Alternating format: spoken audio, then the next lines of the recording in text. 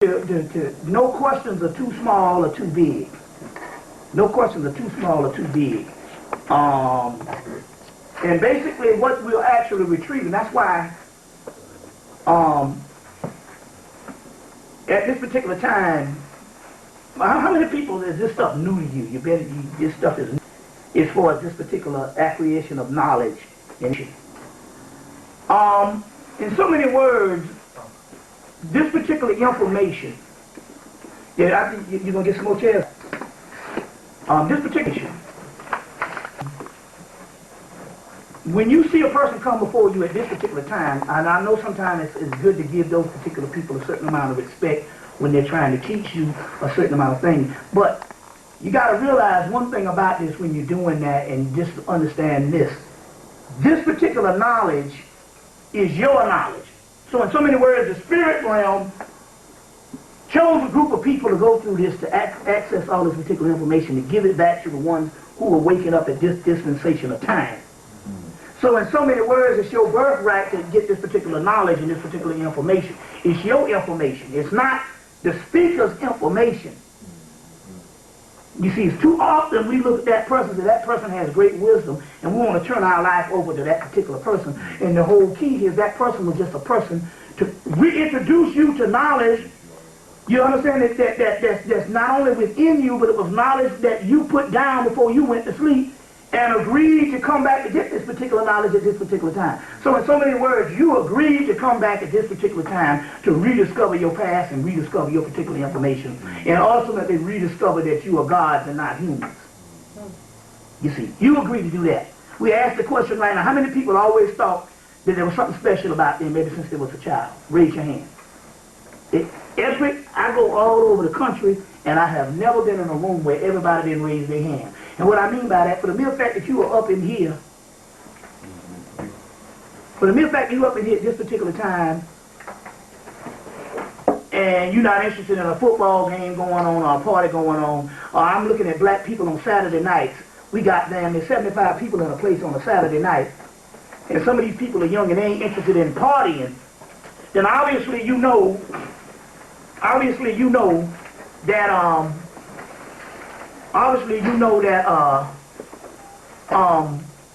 it's something spiritual why you are here. You're not here based on, well, this is some good, let's go take in some knowledge or something. This is not another form of entertainment.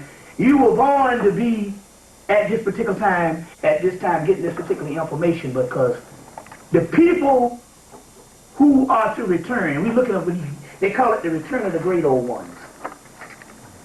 These great cosmic beings is coming back. These people are, you see in the Bible, in the Revelations, which was not written by Patmos. They got they have a Persian Revelations that they got from Persia that they copied it shamelessly. You can get the book Parallel Myths. Anybody got some? First of all, we need to do something. How many people got a pencil and a piece of paper? Right. So anybody, you need to, I got some paper here, because you need to write some of this stuff down too, because we're going to cover a lot today. Okay. So if you don't have some pencil and a piece of paper, you all need to share it around, and anybody needs another pen or something, or something like that. Huh? I have 50 pens in the car. How many pens do you need? Yeah. Yeah, go get some pens.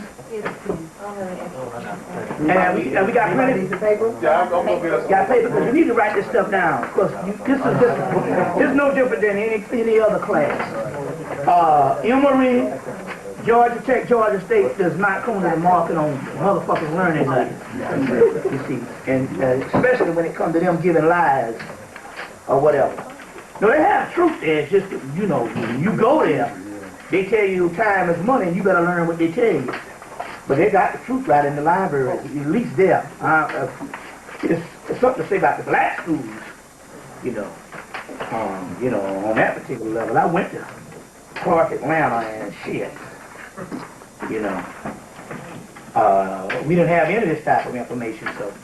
But, are we still on? Yeah. Good. So, but in so many words, going back, like I said, the book of Revelations, which was shamelessly taken from the Persian Revelations, And you can get the book J.R. Bierland's book. Let's see. J.R. Bierland. It's called Parallel Myths. Parallel Myths. And you can see the actual Persian revelation up in there. And you can see that they just copied it from one another. And basically, these are not the fragments. Raise your hand if you want a pencil. Yeah. These are not the fragments that came out of the Library of Alexandria and out of Hemmitt that floated around the ancient world and ended up being articles that was later on translated into what you would call the Bible. The Bible is not but pamphlets and a simulation of information floating around, edited down by authors, and they had nothing to do with the real Word of God. You got take for instance, you got your book of the book of Ezekiel, and most of your first 5 books of Moses is nothing but just copied from the Hermetic text and then you have your Gnostic scripts, which is other ones out of Hemmitt, later day stuff, and that was later on translated into the New Testament. So you're talking about ancient editing. It has nothing to do no more than the Word of God that nobody else didn't have. The only difference here is, which has thrown people off, is the ancient world. The ancient world understood that these Abraham, let's say, what the Hebrews tried to fake the stuff is. The ancient world knew that these mystical Isis, Osiris, Horus, and all of these particular figures was number one, principles of the human body, and number one, groups of people that would resurface end of an era or end of an age or the end times. So most of this was prophecy, and they was talking about us. We got the actual Hermetic text that talk about that. The next thing was, these were principles, formulas, and they were mythical characters that didn't exist on one realm. At least they were mystical gods that existed in another dimension. We'll get into that in a few minutes. But as far as what happened is by the time you had the set of whatever the Hebrew people, which is not the followers of Akhenaten, coming out of Egypt, because remember your Torah was written,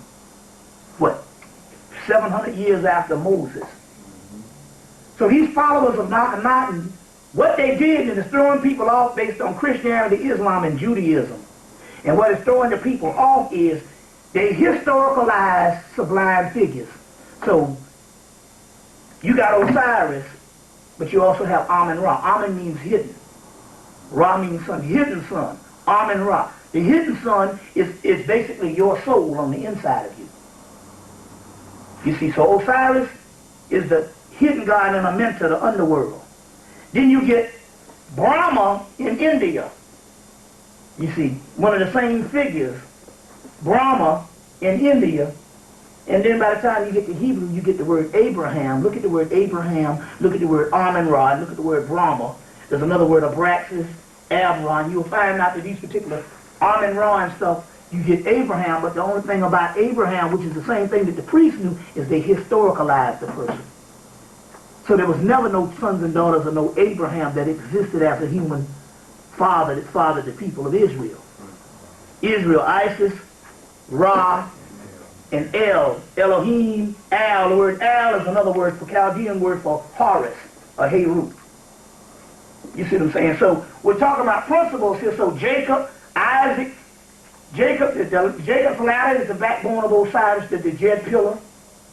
The Jet pillar is called Shed pillar.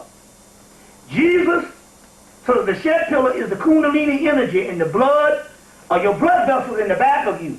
These particular blood vessels, if you rip your skin off, you'll see they got these blood vessels in the back of you. So, in one mythology, Moses' rod parts the Red Sea. Well, the Red Sea is the blood vessels in the back. And the Kundalini energy rises up and parts the Red Sea. Who didn't get a handout? You need one? Yeah, I didn't get one.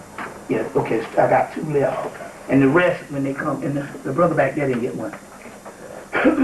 Yeah, you get one, yeah. Okay. So,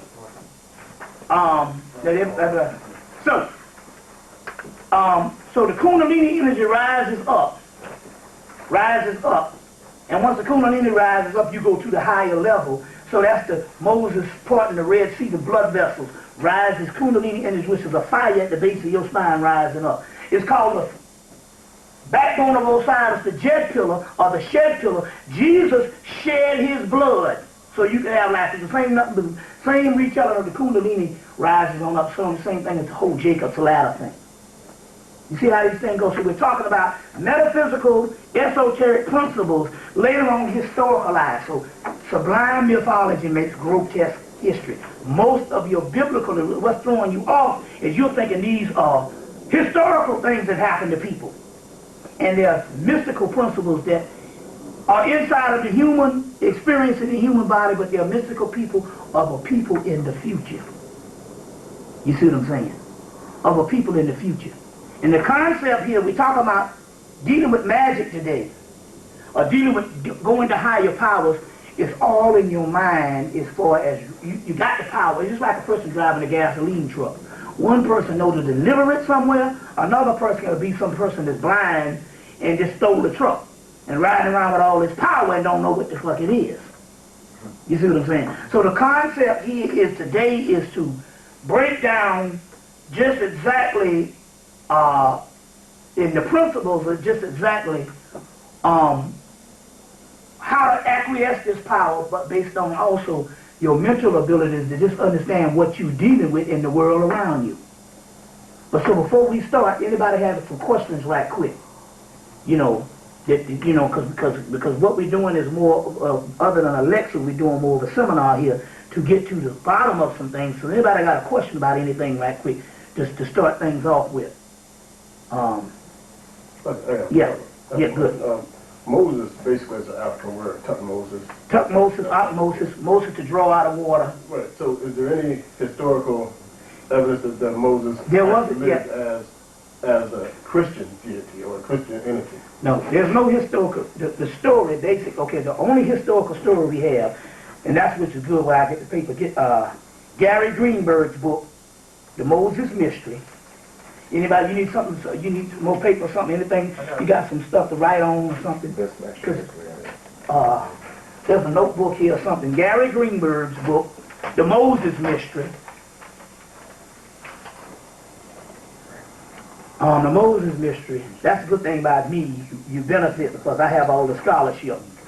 That way this don't be, oh father, can you give me some shit? And I go, oh yeah, you know what I mean, you gotta depend on me. No, you can get the book. Gary Greenberg's book, The Moses Mystery. I think the Jews got on and made him change it to Bible myth. But the other one is, his other book is, no, then another book is Ahmed Osman. And it used to be called Moses and Akhenaten, one and the same. What was that called again? Ahmed Osman. Moses and Akhenaten, one and the same. So you got the Moses Mystery by Gary Greenberg, which is a Jew, high-end Jew, all types of degrees.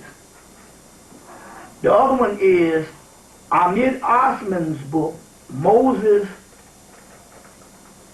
In the new, it used to be called Moses and Akhenaten, one and the same. I think the name of it now is Moses, Pharaoh of Egypt. Is the new name. Okay. And then there's Moses and Monotheism by Sigmund Freud. So the story is you had a group of Akhenaten followers that was asked to leave Kemet after Akhenaten tore down the priesthood for 15 years. At Tel al-Amarna and established his order of Atan, which was an Ethiopian deity of Ra-Heru-Kahudi or Ra-Ha-Kuit, coming out of Ethiopia, Atan this, or Ra-Ha-Tidi, but he kind of misconstrued a little bit of the mysteries, but what he did is when he shut down the other priesthood, he created a form of dogma. Anyway, the priest was going to kill his behind, and they was like, you need to get the trucking and stuff. And they might have taken him out. But anyway, he had a high priest, because Akhenaten was raised in Kemet and couldn't speak his mother's language that came from Cush. So they had a high priest, a Cushite priest in the Mysteries of Amun Ra, who could speak the language, and that was the actual Moses figure. But it's a combination of the emancipator is Moses, Akhenaten, and this high priest. Now the Torah, or the first 5 books of Moses, wasn't written until 700 years after either this high priest died or Akhenaten died.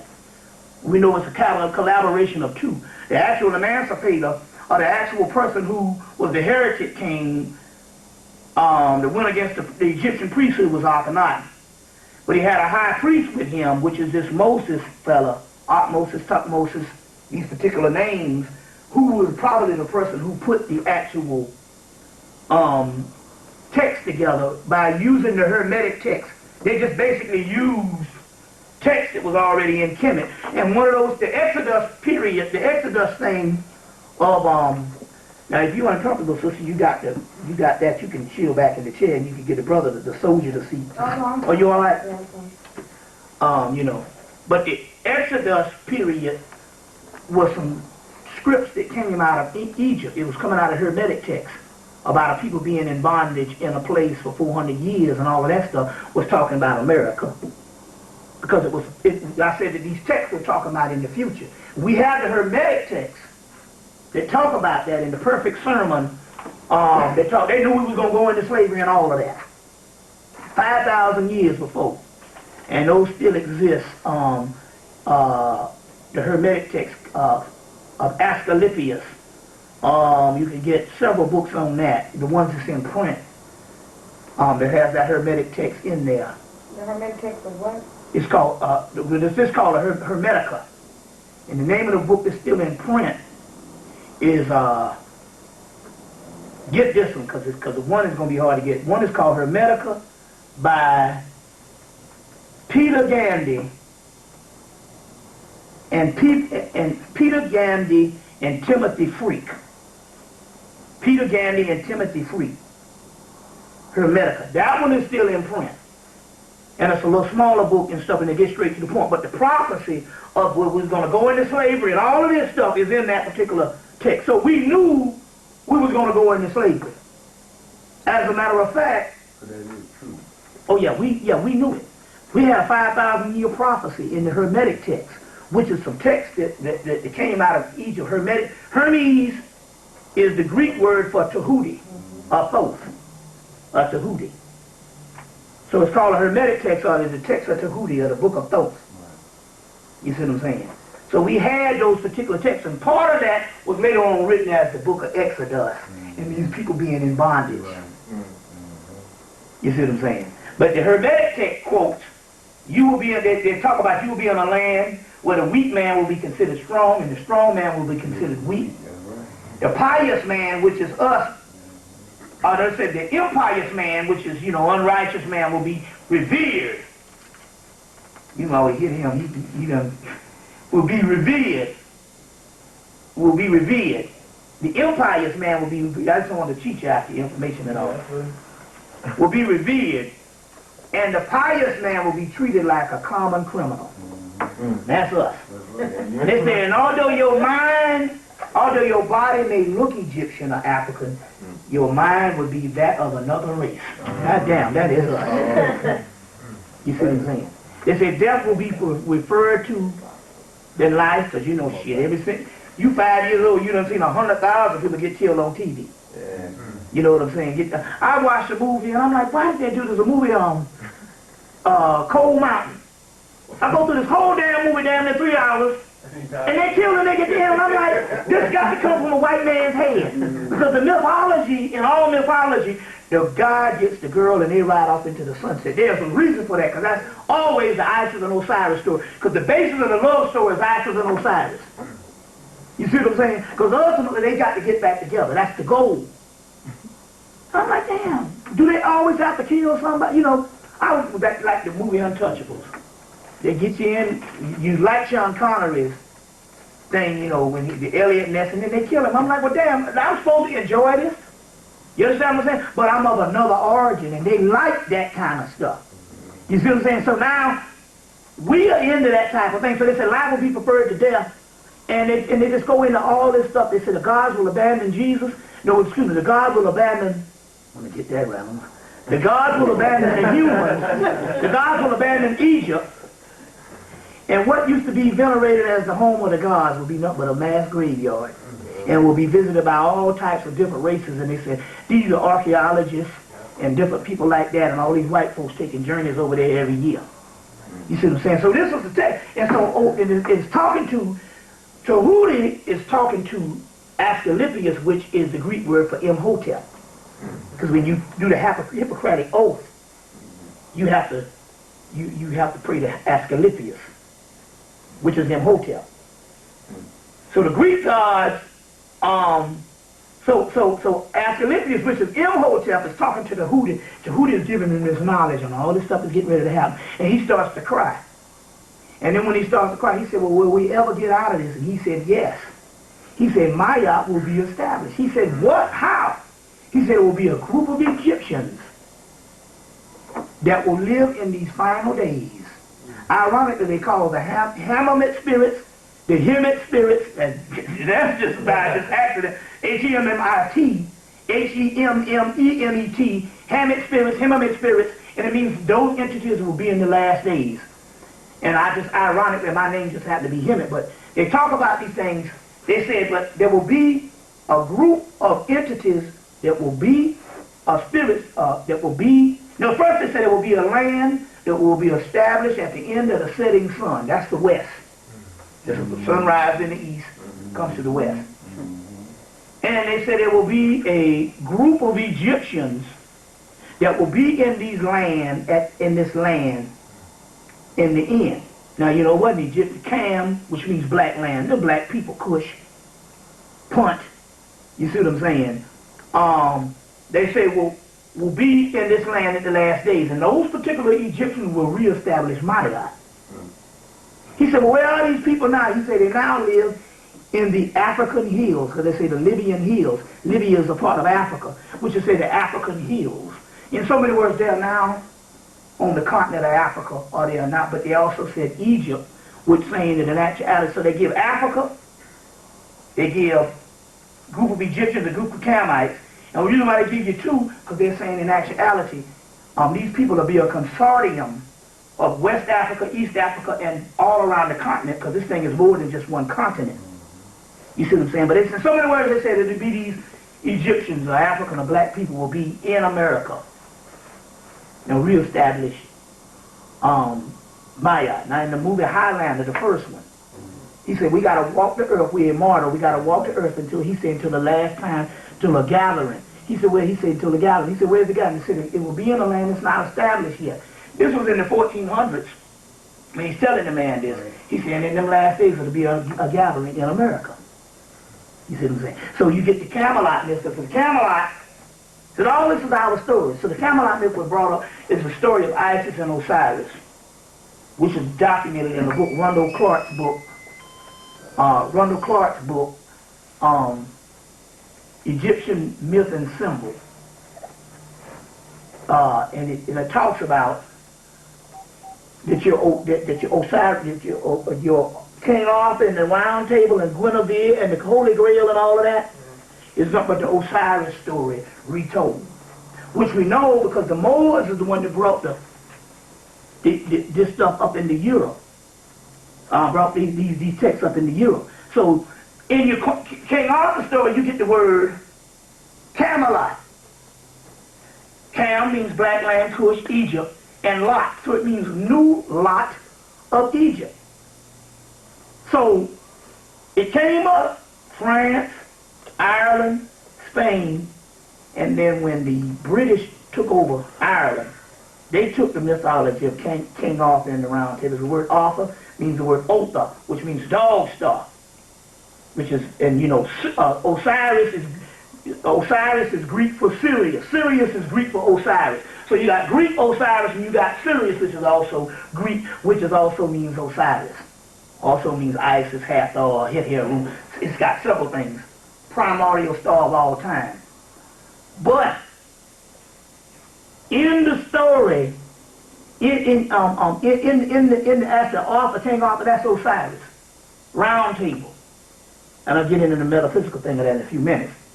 But Britain trying to be like they got the Arthur and that was all Britain. No, they stole the story from Ireland or whatever when they got into war and all, and then try to historicalize it.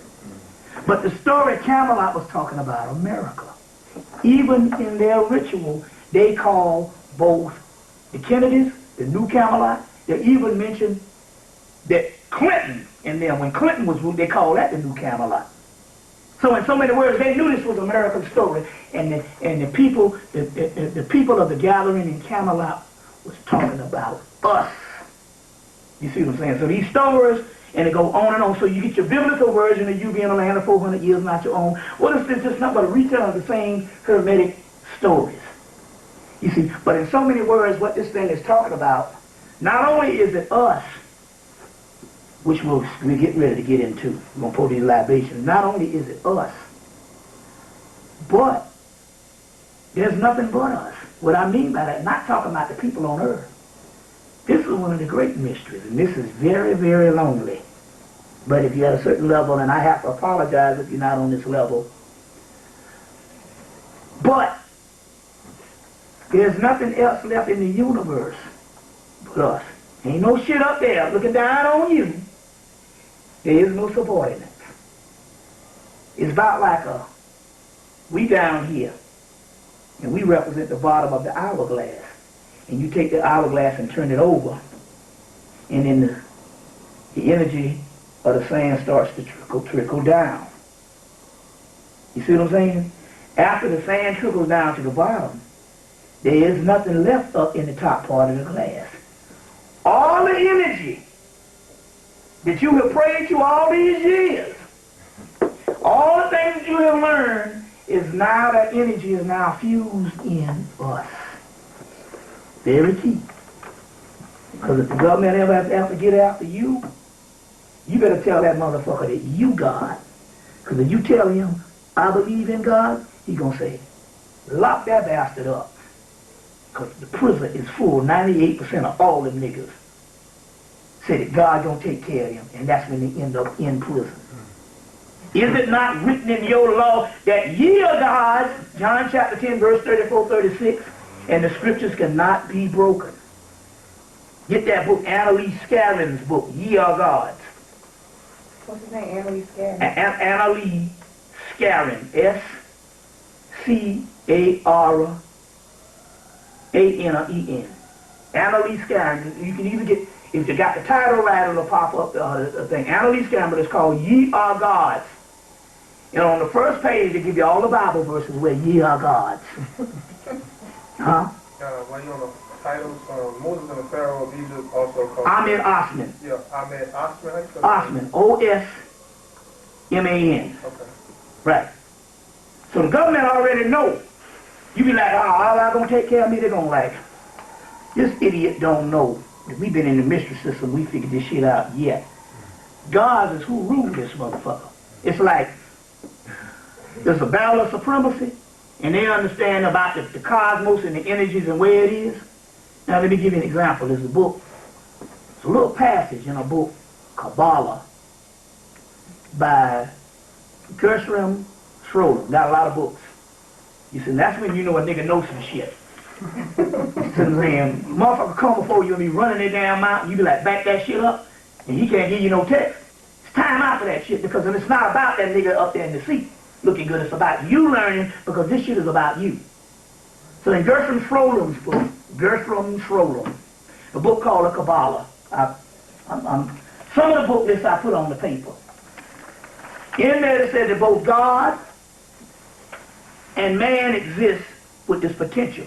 But what is potential in God unfolds and manifests in man. God is just this energy or potential, and we know the principles that we have been taught based on religion, but in the scientific aspect, because the religion and science was not separated in ancient world. We are the perfecting agents of God. That's what it says. It's the perfecting. So in so many words, that's what we are. We're the ones that bring this shit about. Not nothing up in the West Coast. All that down there is the rays of initiations that emanate inside of you to get you to a certain level. You the one gonna do it.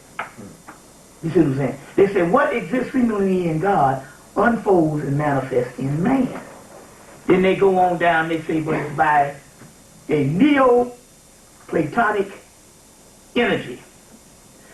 Neoplatonism comes from the word Platonism, Neoplatonism, all, see, so all that is nothing but talking about Hermeticism, and in Hemmitt it's called alchemy. The wisdom of Tahuti is the mistress of alchemy. Neoplatonic formula, alchemical formula, means melanin. Alchemy is the study of melanin. Precious stones, but spiritual alchemy is talking about everything that's in that universe exists inside of us.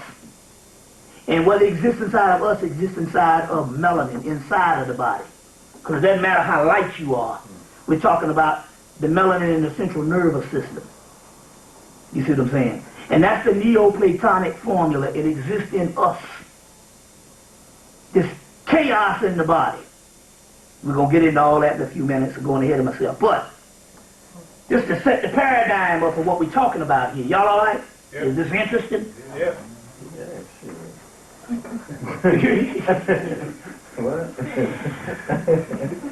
It's inside of us. So in so many words, this is how we get in this thing. You say you wanted the power. Is we still are looking at this thing as us being subordinate. And we calling on images that is outside of us. Now these images exist. They exist in another dimension. But the conduit or the gateway in which they manifest here is inside of the central nervous system and inside of the energy of our bodies. You understand what I'm saying? Right. But we are one with them. So you're saying, well, how can I be one with God or above God or whatever? Look, or with God. If you take this water and dip it in the ocean, and the ocean represents God, you heard me talk about this a lot of times, is not the content in this bottle the same as the content in the ocean? It's the same. Well, the energy that we talking about, we permeating when you're talking about this Kundalini energy, and the chakra systems, there's 160 of them, we got 7 major ones. That particular energy, you see what I'm saying, is all it is. It exists inside of us, and that which makes us gods, or the deity. You see what I'm saying? So, at this particular point, you say you want the real deal at this particular point. The way this stuff works is based on your mindset of finding out what you are. Are you humans, or are you gods having a human experience? We are gods having a human experience. Our nightmare. You see what I'm saying? You see, so these are the concepts. It's just that the Romans, man, I should have brought that damn tape. I should have brought that tape and let you. The Romans are the ones that, we got enough outlets. How the damn. You can't do everything. The Romans are the ones that turn the Jesus figure into an objective entity that you got to look at outside of yourself. Because the Horus, because there's several names of this thing. It's Horus. You got Hercules in Greece. That's a form of the Christ figure. You got Jason in Greece. That's a part of the Christ figure. Now, when I say Greece, I'm not talking about white folks. These are the ancient black Etruscans, Etrurians, people that the white folks migrated in. But we still, be honest with you, you go to Greek right now, those people are dark people. As a matter of fact, one of the brothers in Greece, when I went to Greek town and was doing a lecture up in Detroit, and went to Greek town, the guy was serving me with your color. I said, where you from? He said, I'm from Greece. What the hell? He said, my family's been there since the beginning of time. So we talk about black people. Right. You see what I'm saying? And most of the white statues you see was made in the late 1800s. You know, I'm talking about the white people just literally went over there in the late 1800s and made these statues recently, about 100 years ago. That's crazy. A Renaissance period. You go to Kemet, you go to any other place, you see shit falling all off of people, or what they didn't knock off the nose. You go to Greece, the statues are perfect. They made those statues about 200 years ago. Cuneiform. Did you think the only writing word that shit was made at University of Chicago? Made at University of Chicago. Cuneiform. You gotta know it's a fake shit. They ain't got the 4 or 5 tablets that's supposed to explain all this damn history. Hell, you go to damn Kemet, you have a whole damn temple with hieroglyphics from top to bottom, and you can't get all the history. Well, how the hell you gonna get all the history of Samaria off a 4 or 5 little piece of rocks? You bought that. That shit was made at the University of Chicago. What's that? What's that, brother? How can I reference, research? One of the brothers that did the research on that is Brother Walter Williams. Wrote a book, Historical Origins of Christianity, and a new book, Historical Origins of Islam. Those Walter Williams, he did the research on that and stuff. And he told me it was from made at the University of Chicago. This is interesting here. They got Champollion, who's supposed to be the guy who went and translated hieroglyphics. He didn't translate shit. They had a few little alphabets that he was able to get. You know how they got hieroglyphics? How they do everything. They went outside to a motherfucking nigga on the street. The nigga on the street looked at the shit and could read it. And that's how they translated hieroglyphics. Now, if you go to the University of Chicago, this story is prevalent because the sister Rakete Wimley, who is one of the only black Egyptologists, this woman who could read Metanetta at the time, she told me the story in her home in New Jersey. Now, I know this to be true because I got a guy named Yehoshua who used to speak on my tapes. Learned how to speak Hebrew in a damn week. So good until he was at Boston University teaching rabbis how to speak, because some of the glyphs, because they don't have melanin in their eyes, they can't see certain curves and they were getting shit wrong. So I know that you can learn the stuff in a doggone week. The reason why I know that and stuff, let me show you what I'm talking about. I was up in Philly. There was a guy up there. They had this white boy come and build some space-age machine that these corporations is using, because they into all kind of stuff. The white boy go back to Europe, Germany or something. The machine might break down in the middle of something, and they can't fly this white boy in from Germany. They gotta wait, and they got to production. You know what they do? They say, go out in the street and get a nigga from around that liquor store or something. This brother here said, I was on the damn street. He said, white boys come and pick me up, take me to a room, this big ass machine. He said, I didn't know what it did or what it was for. He said, all I knew was I could fix it. Now, we know niggas like that right now can fix cars. That's true. There was a nigga, man. I said, where you get this fucking bum-ass nigga here from? I said, this nigga crackhead? He said, every time I see this nigga here, they got him around some mechanic shop fixing Mercedes, BMWs, and all them German cars. He said, a lot of Negroes can't fix them shit. So he said, this the nigga I pulled over from the street and gave him some money. This brother could fix anything. I said, man, how the hell you do that shit? He didn't know nothing about no magic or nothing. He said, look, I pray to the Lord. and I go to bed at night, and when I wake up in the morning, the shit is blueprint in my brain. He said, I got so good one time, I stepped to a woman's car and put my hand on the car, and the damn car started. See what I'm saying? So my point here is, it's called genetic memory bank. That's right, the DNA. So that's how they was able to get the stuff. And so the cuneiform and all that, that was a joke anyway. We didn't even have to even deal with that because it ain't up a 4 or 5 plate tablets. So how you gonna get a whole history of damn Samaria, Babylon, or whatever on some little old tablets? Some bullshit. And they saying it was older than hieroglyphics, but they done found a hieroglyphics that's older than that. Plus, the hieroglyphics are the hieratic, demotic, and stuff you get in Kemet. They said that when you go over there, even not Renoko Shida, your boy, Oshawa Kwesi, so they got about 4 or 5 scripts that they can't even translate. Hell, when they built an Aswan Dam, they covered over 300 temples, covered them over in Nubia. Now they claim all the stuff that they needed, the water and all that. Look, this is 300 temples, but the reason why they covered them over was because that was Nubia, and they knew that they wouldn't be able to front that the Egyptians was white, all this other type stuff. Now let me tell you how this thing also goes, to clear up some stuff. They had all these people, the Hebrews, the Greeks, the Romans, and all these people, and they were all black now. You see, none of these were white folks. That's later. That's a fabrication. And they were all in that land, and they had all these languages, but they didn't have a script. Guess how they got these scripts? Latin, Greek, Hebrew, Aramaic, Arabic. Because it can't be no savage Arab. The Arab is so savage, so he wipes his hand with his left hand to this day. Some of them wipe their ass with their left hand to this day. You see what I'm saying? These people were some of the most savage people till they sat on Kemet for 1,000 years until the white man had to come and start unearthing that stuff.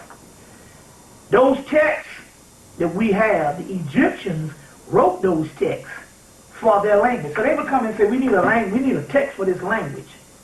And the Egyptians would write out a text, an alphabet and text, and give them that, and they'd learn the language. That's how you got all that shit.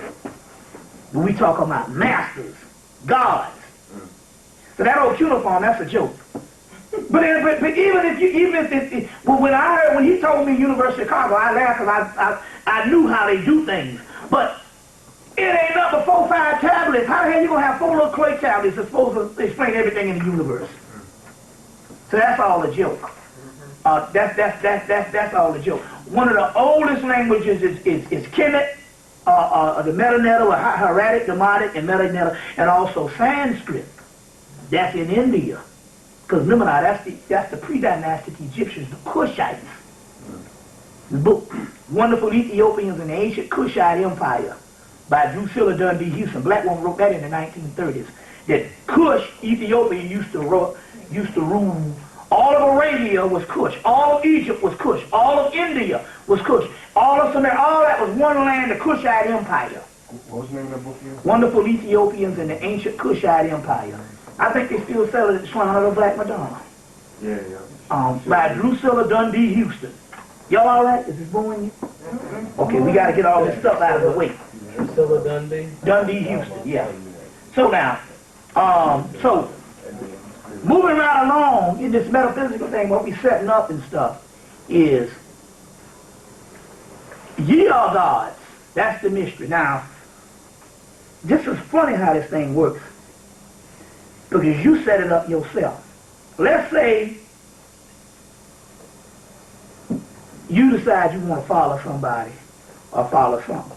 And guess what? By you being God, when you decided, you got to do that. So, under Christianity, the way the laws go, when you sin, you actually sin.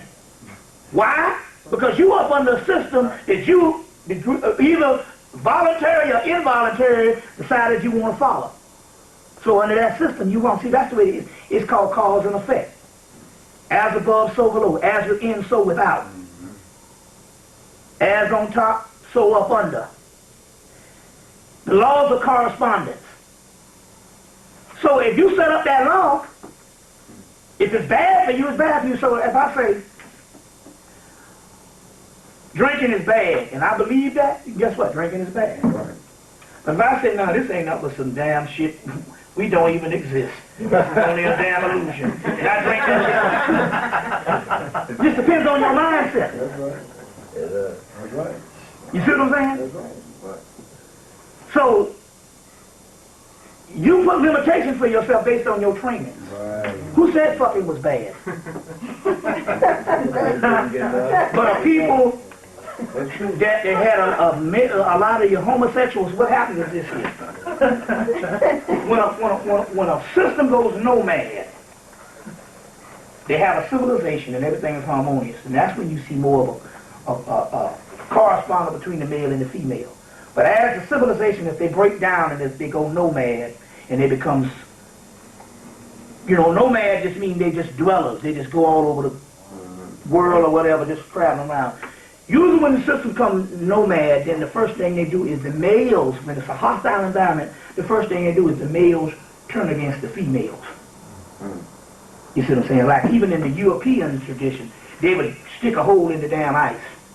And they go up under there and they pull out some fish. And they can say, well, the fish is abundant this year. That's fine. But when the fish was low, they say that they have to kill every other female child. So in sexism is a book more than racism. When a system goes nomad, the first thing they do is turn against the woman. You see, turn against the woman on that particular level. So then certain things become taboo. Then a certain female hatred. which is nothing but an extension of homosexuality. So, you know, you be a manly man and say, that bitch ain't shit. You still a fucking faggot. It's amazing how this shit goes. Because xenophobia and all that homosexual stuff, it all comes together. And the hatred of a woman, although you can be the manly man, you can be screwing 1,000 women. Never got poked up the butt.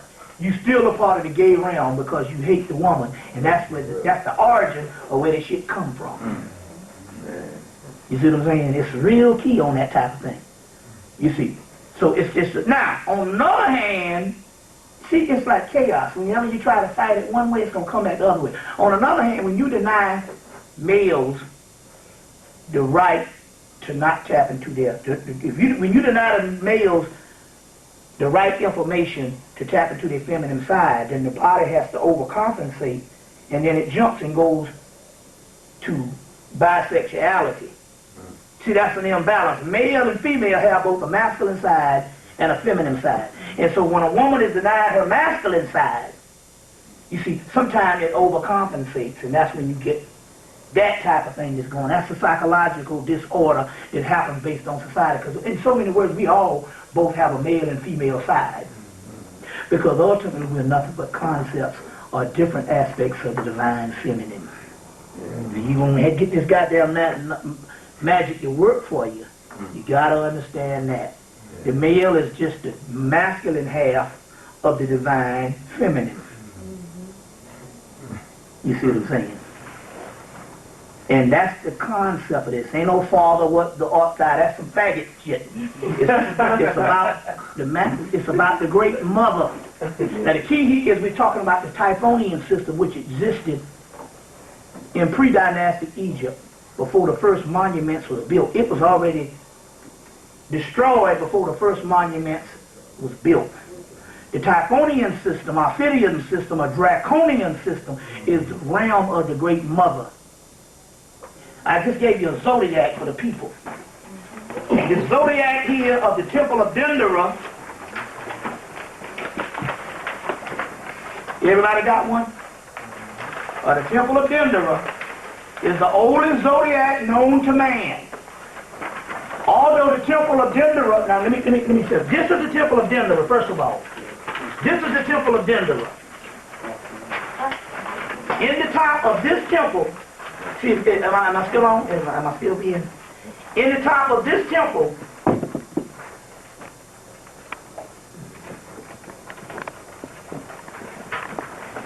you got that? In the top of this temple, I'll sit back down since we'll do it down, and when I get ready to stand, we'll. In the top of this temple is this zodiac. Now, is this zodiac of Dendera, which is now in. The French blew it down and took it to the Louvre in Paris. They put up a plaster one up in Hemmitt. But, in the top of this temple is this zodiac. This is the Temple of Dendera. Now, what I'm giving you, let me show you now. I'm giving you these pictures.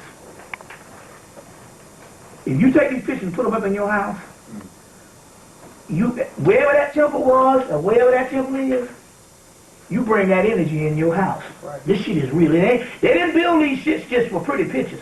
You get the real deal shit. Let me give you an example of what happened. Let me give you an example. I was working at the AU Center. A friend named Spiegel in the AU Center. I was working for him. And he hired me to deal, because I went to school and so I dealt with the students. So he had me to come in, I just called out and almost tell them to come get their food, and I dealt with camaraderie with the students. And in the AU Center, because I had gone to Clark over there. So I worked for him for 4 years, and he paid me big time money under the table. So was up in there one time, because this nigga got cheap aside, he don't let a nigga cook. Because it was summertime, I'm just calling out, so all of a sudden he put my ass on the grill. So, and I could cook real good on the grill, but shit, this nigga ain't had no nigga. I wasn't no short order cook. I was taking the damn grease and was dumping that shit in this little hole.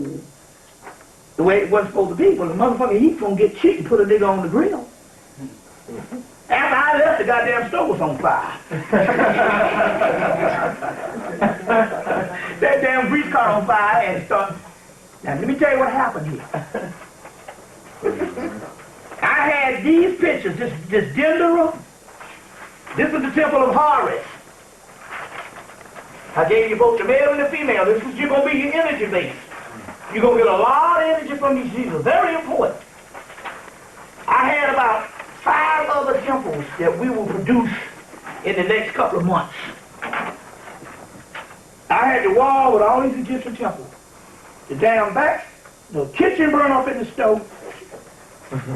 They came out before it got the stove. The kitchen burned up, and the back wall that was near the kitchen, where I had all this stuff on the wall, the back wall burned up. It burned up the damn store license. It burned up the where you get your little your rating for your inspection, and it burned up all other paper on the wall. But these pictures, this Dendera, it was a damn thing. I wish I put it on video. We walked in the store, and these pictures were sitting up on top of black ash. And I had about 10 pictures up there, these Egyptian temples, and none of them was burned up. You want to know why? Because this energy on here is the same damn energy that's in Kemet. You see what I'm saying? That's in Kemet. So I just want to put that. In the middle of this zodiac, you will see a picture of a little hippopotamus goddess. It's one right in the middle. She's a hippopotamus goddess. She got a little cane. And she got a little dog coming out from her. That's the mother and the son. It's the oldest concept of God there is. Now, this temple was built in the Ptolemy period, which is the Greek period. What it was, they had a papyrus and a crack in the wall of an old temple that they tore down because it was so old. And they took the papyrus and they made a new temple from it. But the engravings, and they took the bricks from the old temple. And so this temple, this zodiac is 90,000 years old. Concept of this zodiac. So we're talking about a Typhonian in origin of the great mother, and the mother and her son. You see what I'm saying? So how does this break down to the human body? Because we're going to get into this magic pull, this libations. It breaks down to the human body and stuff. Even they did a thing in the early 90s where they cut open a man, you know, and they said that the cells and the tissues inside of just the male's body is the same cells and tissues that lines the vaginal walls. You see what I'm saying? So we're talking about different entities. And it's like, what's the name said, a man is a degenerative female. Well, we know that and stuff. They say, well, I disagree. Well, we know that based on sex. Like they say, when man, and so there's a mystery to that. When God was handing out the shit with sex, the woman got all the stuff, and then God, you just say, well, shit, here's some leftover residue for the man. Because the simple fact is that she got a system. She can have as many orgasms. She trained herself. And she can go all night with multiple people, and we get one little nut, and it's through. That's it. See what I'm saying? You through deep. So obviously one is more superior than another. But the mysteries is, man becomes closer to woman and superior to woman when he learns how to have orgasms instead of ejaculation. Right. On the Shiva aspect, and once he starts doing that and learning how to maintain it, on the Shiva aspect with orgasms instead of, and orgasm and ejaculation, two different things. We're going ahead, so we'll get into all of that. We got the books in there's an excellent book on this book list called Tantra, the Cult of the Feminine. It's the last book before the Magician. Andre von Leisdell. That's the one to get. We got several other ones. But the man becomes that with a woman after he learns how to maintain her. Because the first thing happens here is, once you learn how to go indefinitely where you don't come, then the first thing starts happening after a certain while. She starts getting her particular orgasm. Then what happens here is, once your penis gets to a certain level, you start sucking in her energy. See, a woman is a succubus. Negative, not negative in the evil sense, but she draws in. She's the black hole. We're the dagger that sticks out. So even our energy comes out of the penis. So once you become equivalent to her, once you become, now we can finish this. Once you become on that level where you don't ejaculate, you become one with her, and your penis actually becomes a vagina. It becomes just a big ass clitoris, because all the penis is an extended clitoris anyway, because it's a clitoris until what, the last couple of months, last 2 months or something, it turns into an elongated penis or elongated clitoris. So we talking these things, and we still talking about these dual forces. You see what I'm saying? We don't get into this shit of being inferiority. Like I said, Africans didn't say that they... It's a stupid question to ask whether you was inferior to your mama. It's a mute question and stupid. You want to change on that? Yeah, we're going to go into this thing. Y'all all right? Yeah. Okay, we got a lot to cover. We got a lot of things. So these things I'm giving you here, we're going to get into these things. These shits work. They work. You see. Okay, we on? Okay, now. All right. So now what we get ready to do now is we get ready to go into this lecture. Well, not a lecture. We're going to go into this type of stuff of how to get this. Yeah, it is kind of cool. Well, I tell you what, just see how it goes first. You don't have to gesture that shit, you know, hell, that's kind of cool out there. Yeah, you needed that one. If you, for what we've said thus far, does anybody got any questions? You see, because we don't want this to be a lecture. We want this to be more of a roundtable seminar where no questions are too big or too small. Yeah, what's that? The question I dealing with spirits in a sense. How do you know when they're present?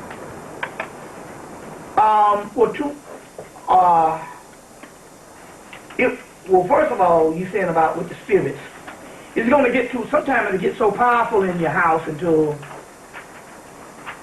well, it can get to the point where you can feel them. You'll be able to see them out the corner of your eye. Yeah, I have. You know what I'm saying? I'm going to be honest with you. There is no time that spirits are not really present. It's just that every now and then you become aware of them. You see what I'm saying? We live in multi-dimensional worlds, this corresponding with us at this particular time. There is no, they say we are not local, we're not foreign either. Which means the only thing that is different is your brain is telling you that this here is the only thing it is, and the other stuff doesn't, you know. It's just like if somebody that came and, when you get hit in the head, you see stars. Those are entities. That means you done been jarred to the point where your brain is not so much in control to give you the 5 senses of the physical illusion. And so therefore you see things. Or you see what I'm saying? So when people took certain things like the peyote or the sacred mushroom or type of mind-altering drugs, only thing they were doing was allowing their brain or the rational functions of the mind to go in a small recess to the point that they could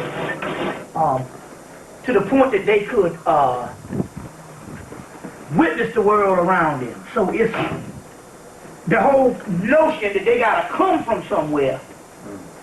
There's no such thing as space and time. It's just the only thing here is what is separating us is the actual human brain. This is the matrix. You say the matrix, well, this doesn't exist. The only thing to tell you that is this human brain that gives you this touch and this feeling and stuff like that. You see what I'm saying? The matrix that they talk about in the movie is the human brain. You see what I'm saying? It gives you these signals and the wiring of the brain that gives you these things that make you think that this reality is the reality. You see what I'm saying? So in so many words, the first thing here is to understand that there's no such thing as you being separate from them. Now, as far as the experience of stuff, the first thing you need to do is this here. To make way so you can get a certain amount of spirits around it, you need to get a certain amount of spirits. It's negative. Now, I'm not talking about evil, because evil doesn't exist. I'm not talking about moralism. We're talking about this. You got certain people having fucked up thoughts, negative, always thinking low, messed up thoughts. Sometimes, 2 things will happen. They can bring those thoughts and stuff into your house and then lead the shit. It's called thought forms. There's a book out called Thought Forms by Annie Bazan. Thought forms. Some of these thoughts, a person can be negative thought. Annie Bazan is her name. She also got a book called Esoteric Christianity by Annie Bazan. let me see, there's another book called, I'll tell you the name of it. For the people that try to understand the Bible thing. There's a name of Annie Besant. B-E-S-A-N-T. There's another book called, I gotta get the name of the guy's name. It'll come to me in a minute. It's a book on the esoteric wisdom of the Bible. It'll come to me in a minute though. But anyway, thought form, let me tell you what happens. If you got some negative people, they have negative thoughts and then they die. And when they die, those thoughts still live. And they go up in the astral plane and bounce around until they find a host. And a host, they can only gravitate towards a host, and the host is a person who's thinking negative. Or, you know what I'm saying? And so they'll latch on to you or they'll come in your house. That's why you got to get some stuff called, what's the name of that stuff? It's called creolin. Let me spell that. You got to get this stuff called creolin.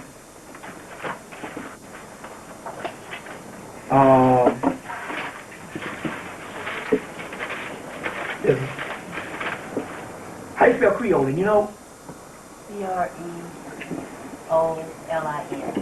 C-R-E-O-L-I-N, creolin.